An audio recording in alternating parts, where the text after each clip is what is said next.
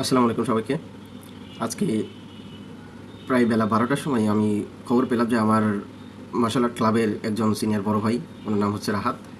ওনার liver আর kidney নষ্ট হয়ে উনি চট্টগ্রামের এভার কেয়ার হাসপাতালে ভর্তি আছেন। তো আমার ফেসবুকে পোস্ট দিছিলাম আমি। বিকাল ৫টার দিক হতে হতে শুনলাম যে উনি মারা গেছে। ইন্নালিল্লাহি ওয়া ইন্না ইলাইহি রাজিউন। আসলে ম্যান ইজ নট ইমমর্টাল। মানুষ মারা যাবে, এটা স্বাভাবিক। কেউ হয়তো আগে, কেউ হয়তো পরে। ফ্যাক্ট যেটা হলো, সে কি কাজটা করে রেখে গেছে অথবা সে কি অবদান রেখে গেছে, তার ইমেজটা মানুষের কাছে কীরকম ছিল।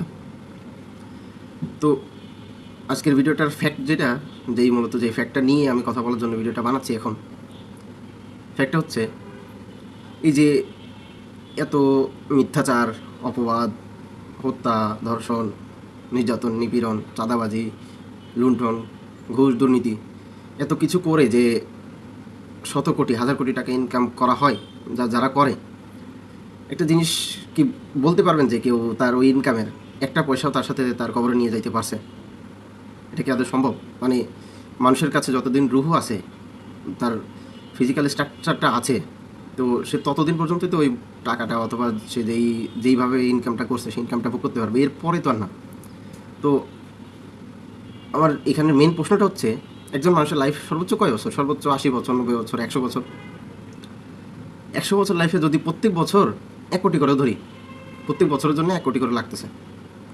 অবশ্য শিশু থাকতে তো, অথবা বয়স ২০-এর আগে তো আর ১ কোটি করে কোনো শিশুর লাগার মতো কোনো সম্ভাবনা নাই, তাই না?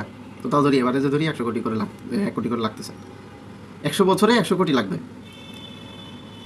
আমাদের দেশে যেসব দুর্নীতিবাজরা, যেসব নেতারা, মানে যারাই এই পর্যন্ত পুলিশ, এসপি, তারপর বিভিন্ন বাহিনীর প্রধান, পুলিশ প্রধান, বিভিন্ন নেতা নেতৃবৃন্দ, যারাই যে দুর্নীতি করে টাকাটা ইনকাম করছে, তো ১০০ কোটি টাকা ইনকাম করার পরেও ওই ১০০ কোটি টাকা তার ফুরাইতে তার ১৪ গোষ্ঠীর সারা জীবন লাগবে। ভাই, ১০০ কোটি টাকা যদি 10 টাকায় কনভার্ট করে 10 টাকার নোট বানায়, তাকে গুনতে দেওয়া হয়, ওর গুনতে গুনতে দেখবেন যে মরে গেছে। যদি একটানা গুনতে দেওয়া হয়, খাওয়ার টাইম পাবে না, দেখবেন যে ৩ দিনে মরে গেছে। আর তার এই টাকার ১০০ ভাগের ১ ভাগ সে গুনে শেষ করতে পারে না 10 টাকার নোট, এত টাকা। কিন্তু আমাদের ওই যে মানুষের অভাব অসীম, যারা অর্থনীতিতে পড়ছেন অথবা যারা অর্থনীতি সাবজেক্টটা কোনো না কোনো সময় পড়ছেন কলেজ অথবা বিশ্ববিদ্যালয়ে, তারা তো জানেন যে মানুষের অভাব অসীম। মানুষ যত চায় আরও পাইতে থাকে, পাইতে থাকে, পাইতে চায়, আরও পাইতে চায়। মানে মানুষের এই চাওয়ার পাওয়ার কোনো শেষ নেই।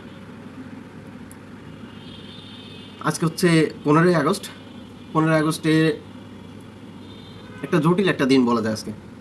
আজকে হচ্ছে, একে তো বঙ্গবন্ধু শেখ মুজিবুর রহমানের হত্যাকাণ্ড দিবস, অথবা মৃত্যু দিবস, যাই বলি, হত্যাকাণ্ড আর মৃত্যু দিবস। জন্মটি খালেদা জিয়ার জন্মদিন আজকে। তারপর আবার আজকে হচ্ছে শুক্রবার। তারপর আবার এমনি সাধারণ হিসাব করলে ছুটির দিন। তো একটা মিমসে দেখলাম, যে মিমসে ওরকম বলতেছে যে আজকে যেদিকে বঙ্গবন্ধুরে শোক দিবসের কথা বলে, তাহলে সে হচ্ছে আওয়ামী লীগ। যদি খালেদা জিয়ার জন্ম দিবসের কথা বলে, সে হচ্ছে বিএনপি। যদি কেউ শুক্রবারে জুমার মুবারকবাদ দেয়, সে জামাত। আর যদি কেউ সাধারণ ছুটি মনে করে, সে হচ্ছে এনসিপি।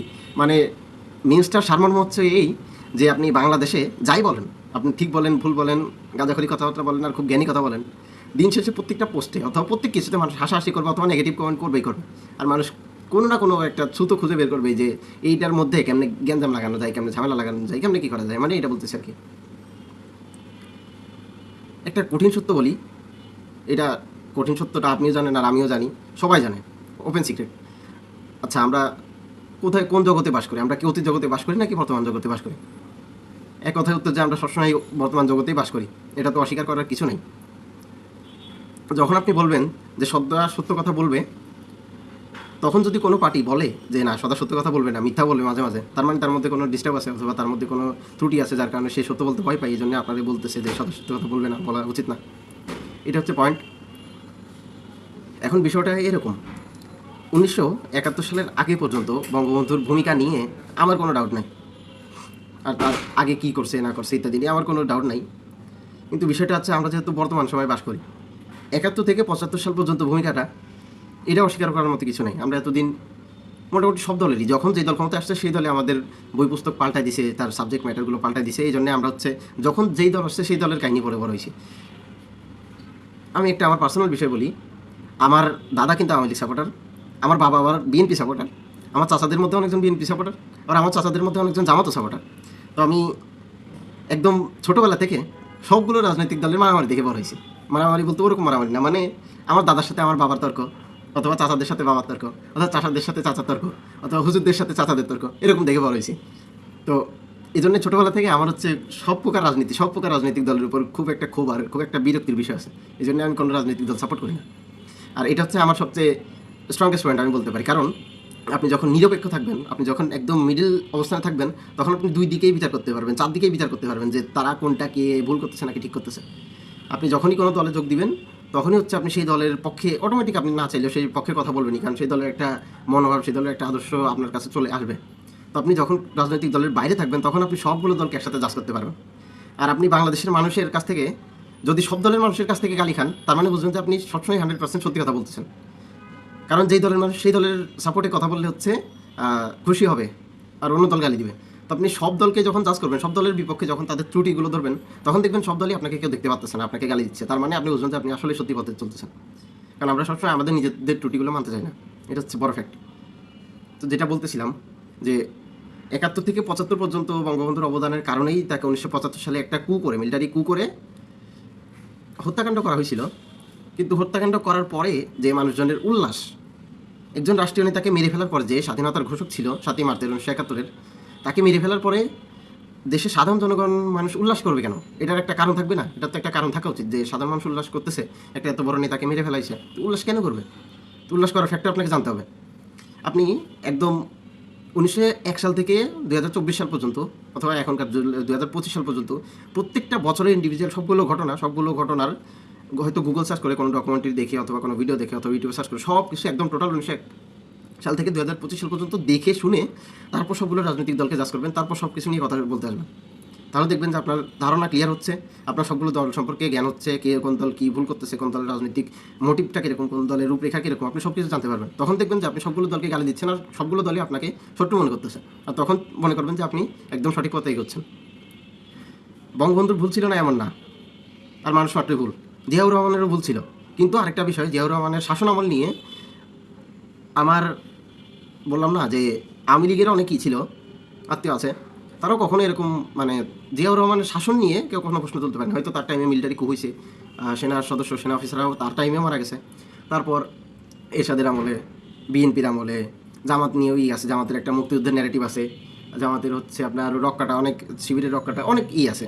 আর এখন রিসেন্টলি এনসিপি, বড় পার্টি, এনসিপির মধ্যে এখন এই যে চাঁদাবাজের ইস্যু হচ্ছে। তো টোটালি কি দেখলেন? টোটাল দেখলেন হচ্ছে বাংলাদেশের সবগুলো রাজনৈতিক দলের মধ্যে সমস্যা, সবগুলো রাজনৈতিক দলের মধ্যে বিভেদ, তারপর দুর্নীতিগ্রস্ততা আছে। আপনি কোনো দলকেই কোনোভাবে সুপিরিয়র প্রমাণ করতে পারেন না, কারণ সবগুলো দলই কোনো না কোনো একটা মিস্টেক করছে, সবগুলো দলের মধ্যে দুর্নীতি আছে, সবগুলো দলের মধ্যে কোনো নেগেটিভিটি আছে, সবগুলো দলের মধ্যে কোনো নেগেটিভ কাজ আছে যেগুলো তাদেরকে নেগেটিভিটি শো করে। আপনি জামাতের ন্যারেটিভ দেখেন, জামাতের 1971 সালের ন্যারেটিভ, আমার কাছে কিন্তু জামাতের 1971 সালে তারা যেরকম ডেসক্রিপশন করছে, আসলেই যদি হয় তাহলে সেটা মনে হয় ঠিক আছে, কিন্তু যদি না হয় সেক্ষেত্রে আবার ভুল। যদি তারা মিথ্যা বলে থাকে, অথবা তাদের সেই টাইমে ব্রেন কীরকম ছিল, অথবা তাদের সেই টাইমের পরিপ্রেক্ষিতে কীরকম ছিল, সেটা তো আর আমি এখন 2025 সালে এসে জানতে পারি না। আর সেগুলো জাজ করার মতো সামর্থ্য, অথবা সেইগুলো জাজ করার মতো বুদ্ধিবৃত্তিও আমার নাই। আর ইসলামে স্পষ্ট করে একটা কথা বলা হয়েছে যে আপনি যে বিষয়টাতে জানেন না সেই বিষয়ে আপনি মতামত দিবেন না, কথা বলবেন না, বিচারও করতে যাবেন না। আর যারা বলে যে জামাত ইসলাম নিয়ে অথবা ধর্ম নিয়ে রাজনীতি করে, সে যদি মুসলিম হয়ে থাকে, আমি শিওর যে তার ধর্ম নিয়ে জ্ঞান অনেকটা কম আছে। কারণ আপনি যদি ইসলাম সম্পর্কে জানেন, যে প্রপার একজন মুসলিম, যে পড়ালেখা করে মুসলিম হয়েছে, যে ইসলামের উপর পড়াশোনা করছে, সে অবশ্যই জানে Islam is a complete code of life. ইসলাম হচ্ছে পুরো জীবনের একটা জীবনচক্র, পুরো জীবনচক্র, সম্পূর্ণ জীবনচক্র, যে জীবনচক্রের মধ্যে সব কিছু আছে। পৃথিবীর প্রথম লিখিত সনদ হচ্ছে হুদাইবিয়া সন্ধি। হুদাইবিয়া সন্ধি কিন্তু হযরত মুহাম্মদ সাল্লাল্লাহু আলাইহি ওয়াসাল্লামের সময়ে চালু হয়েছে। হযরত মুহাম্মদ সাল্লাল্লাহু আলাইহি ওয়াসাল্লাম ছিলেন একজন দক্ষ রাজনীতিবিদ, ব্যবসায়ী, যোদ্ধা, নেতা ইত্যাদি অনেক কিছু। ইসলাম সবসময় ইসলামের আন্ডারে রাজনীতি করতে বলে। আপনি যখন ইসলাম মানবেন, তখন আপনার কাছে বাদশা আর প্রজা দুইটাই সমান হবে। আপনি এর জন্য যেরকম শাসন করবেন, এর জন্য যেরকম শাসন করতে পারেন। অনেকজন প্রশ্ন তুলছে, আচ্ছা জামাত কি বলছে যে আমরা শরিয়া আইন আনবো, অথবা আমরা ইসলামী শাসনতন্ত্র কায়েম করবো, ইত্যাদি ইত্যাদি। আমি ওইদিকে যাচ্ছি না, যেহেতু আমি নিজে জামাত করি না, আমি নিজে রাজনৈতিক দলের মধ্যে না, মানে আমি আদর্শের কথা বললাম। এনসিপির রূপরেখা আমার কাছে মানে এত বড় একটা আন্দোলন নিয়ে যে দলটা গঠিত হইলো, তাদের রূপরেখা আমার কাছে আজও ক্লিয়ার না। মানে আদৌ এনসিপির মূল লক্ষ্যগুলো কী কী আমার কাছে এখনও কিন্তু ক্লিয়ার না, অথচ আমি স্টুডেন্ট। তো তাদের এখানে ঘাবলা, আবার তাদের মধ্যে কিছু নেতা, তাদের মধ্যে কিছু সমন্বয়কের দুর্নীতিগ্রস্ততার প্রমাণ পাওয়া গেছে। তো আপনি ভালো বলবেন কাকে? বাংলাদেশে থাকার পরে ভালো বলবেনটা কাকে? সব দলের মধ্যেই সমস্যা, সব দলের মধ্যেই চাঁদাবাজ, সব দলের মধ্যে দুর্নীতিগ্রস্ত মানুষজন, সব দলের মধ্যেই এরকম অন্যায়কারী মানুষজন আছে। তো লাস্ট যেইটা বলে শেষ করব সেটা হচ্ছে, আমরা সবসময় বর্তমানে বসবাস করি। এবার আমি আমার নিজের এক্সাম্পল দিই। আমি যে আজকে এত সুন্দর করে আপনাদের বলতেছি, আমি নিরপেক্ষ হ্যান ত্যান এগুলো বলতেছি, আমি যদি কালকে কোনো একটা ভণ্ডামি করি, কালকে যদি দেখেন যে আমি কোনো নেতার পিছনে গিয়ে চাঁদাবাজি করে 100 কোটি টাকার একটা চেক নিছি, তো তখন কালকে কি আমার গালি দিবেন না? আমি আজকে যে ভিডিওগুলো বানাইছি, এই পর্যন্ত যতগুলো ভিডিও বানাইছি, যেগুলোতে সব ভালো কথা বলছি, এগুলোর কি তখন কোনো দাম থাকবে? তখন কিন্তু আর এইগুলোর কোনো দাম থাকতেছে না। আমি এখন যে ভিডিওটা বানাচ্ছি এটার কোনো দাম থাকবে না। কারণ আমরা সবসময় বর্তমানের উপর চলি, বর্তমানের উপর জাজ করি। বর্তমানে আমাদের আসল কি বলে, আমাদের পরিচয়। তো আপনি আগে কি করছেন এটা দেখার বিষয় না। ওই যে বলে না যে সুনাম অর্জন করতে প্রায় 100 বছর লাগে, কিন্তু একটা দুর্নীতি করলে 1 মিনিটের মধ্যে সুনামটা নষ্ট হয়ে যায়। বিষয়টা এরকম। 1920 সাল থেকে আমরা ছোটোবেলায় বইতে পড়ছি বঙ্গবন্ধু শেখ মুজিবুর রহমান অনেক দয়ালু ছিল, এরকম ছিল। আমি বঙ্গবন্ধুর চিত্র প্রদর্শনীতে, চিত্র অঙ্কনে 3বার প্রাইজ পেয়েছি। বঙ্গবন্ধুর বক্তৃতায় আল্লাহ জানে যে 5বার 6বার 7বার কতবার প্রাইজ পেয়েছি কোনো ঠিক না। বঙ্গবন্ধুর রচনা লিখে প্রাইজ পেয়েছি, বঙ্গবন্ধুর বক্তৃতা দিয়ে উপজেলা জেলা পর্যায়ে প্রাইজ পেয়েছি। তো আমি যখন রিয়েলিটিটা জানতে পারতেছি, আমি যখন আসল কথাটা জানতে পারতেছি, আমাদের কাছ থেকে আমাদের ইতিহাস লুকানো হয়েছে এতদিন। আমরা 2025-এ এসে যতগুলো দলের বিরুদ্ধে যত কিছু জানতে পারতেছি, এখন এই যুগ, আপনার মডার্ন টেকনোলজির যুগে যা জানতে পারতেছি, আমরা আপনার ঠিক 2 বছর আগে হয়তো কিছু জানতে পারতাম না। আমাদের কাছ থেকে আমাদের পুরো ইতিহাসটাই লুকানো হয়েছে। মানে শুধুমাত্র একটা দলের না, সবগুলো দলেরই সব ইতিহাস লুকানো হয়েছে। আমাদের দেশের সবগুলো দলের পূর্ণ ক্লিয়ার রিপোর্ট বা হিস্ট্রি আমাদের কাছে নাই। বিষয়টা হচ্ছে এরকম। আর যেটা বলে শেষ করতে চাইছিলাম সেটা হলো, আপনি যেটা অর্জন করবেন, আপনি যেটা করে যাবেন, সেটা মানুষ মনে রাখবে। আপনার জীবনের লাস্ট কাজটা যদি থাকে যে আপনি কাউকে মেরে চলে গেছেন, অথবা আপনি চাঁদাবাজি করে গেছেন, অথবা আপনি হত্যাকাণ্ড করে গেছেন, আপনি স্বৈরশাসক হয়ে গেছেন, তো মানুষের সেই লাস্ট মেমোরিটাই থাকবে আপনার। কারণ আপনি আপনার প্রাইম যে ফাইনাল এক্সামটা থাকে, সেই ফাইনাল এক্সামে আপনি ফেল করে গেছেন।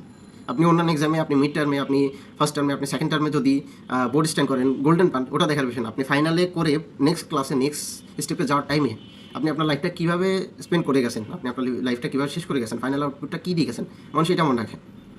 তো এটাই মনে রাখবেন।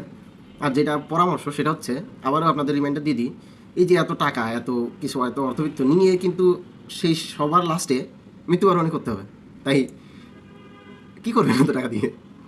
আমার তো মাথায় আসে না যে এতে 1000 কোটি, যে 32,000 কোটি, 50,000 কোটি, মানে 1000 কোটি বলতেছি, একটা আশ্চর্যের বিষয়। এখন আমাদের 1000 কোটি শুনতে শুনতে একদম অভ্যাস হয়ে গেছে। 1000 কোটি যেন কোনো বিষয় না। কী করবেন এত দিয়ে? একটা দেশ কিনে ফেলা হচ্ছে 1000 কোটি টাকা দিয়ে। ভ্যাটিকান সিটির মতো কতটা দেশ কিনে যাবে? একটু সচেতন হন, একটু মানবিক হন, দেশকে ভালোবাসুন। ধন্যবাদ।